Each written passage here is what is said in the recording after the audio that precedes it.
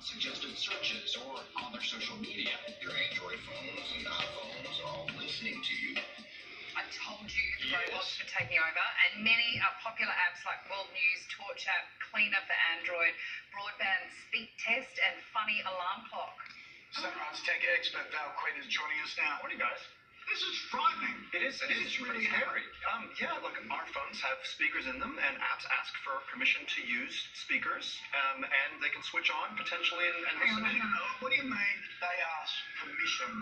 Well, this is a really important thing. When you install an app, it should ask you, if you're on Android, it should ask you permission to use certain parts of your phone, like the speaker. So when you install it and you just skip by the terms and conditions, and it says this app wants to use your speaker, your access your contact books, and a lot of people just say yes to all of that. Oh, do they? And the problem is, it's just an easy thing to do. I always say do not allow, do not allow. That's very clever. Now, that's what you need to do. We need to be more aware of that. Location services, all of that. So if you give your app permission, even though it's a flashlight app, for example, a torch app, it could switch on the speaker and it could record samples and then send it somewhere, and they can analyze what you've been talking about and then serve ads or do God knows what to you. So yeah, it's definitely possible, and we need to be aware of that. This is scary. Okay, we're going to have some tips for you in a minute, but let's talk about this.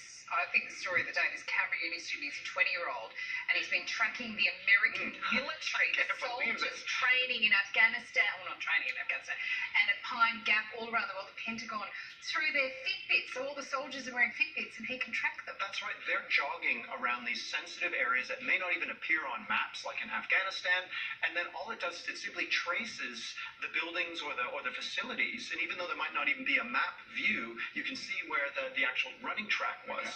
So yeah, they can make the connection. Location services. Yeah, they've had their Fitbits, and the military didn't figure this out. They should be saying to all of their soldiers, don't be running with a Fitbit fitness tracker because it's tracking your location.